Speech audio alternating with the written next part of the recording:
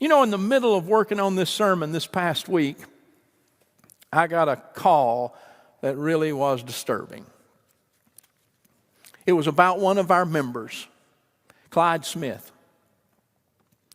And Clyde was on a trip. He'd been anticipating going to Wyoming, and then he was going to go all the way to South Carolina and see his family, and he was looking so forward to it. And he had an accident in Wyoming, and he fell to his death. It was tragic.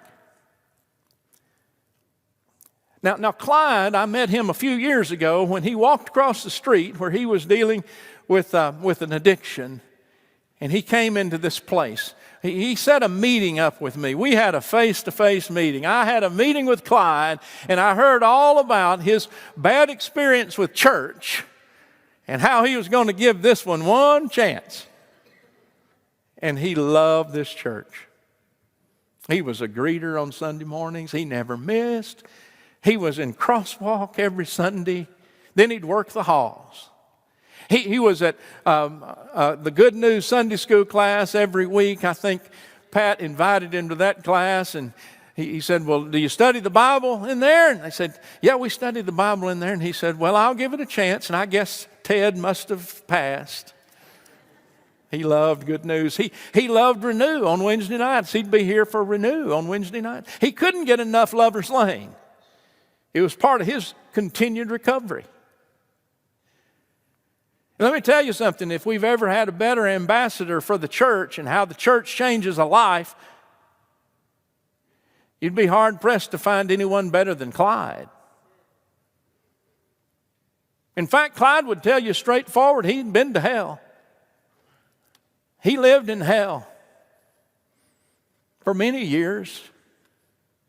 And this church was part of what helped rescue him, first with recovery that was ongoing, and then with the fellowship and community he found here with the rest of us.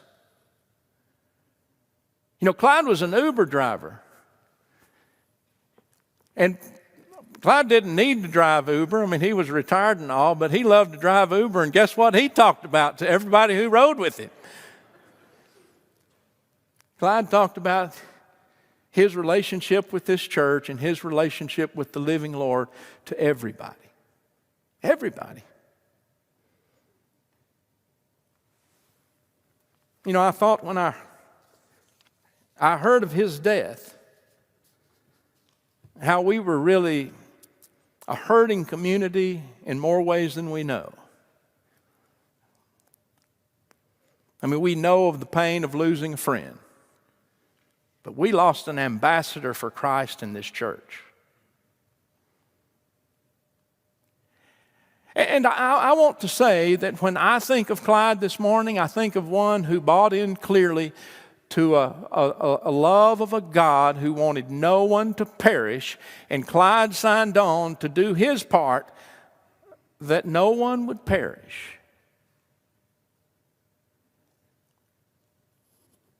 He wanted to help make that choice a little easier through him sharing his story.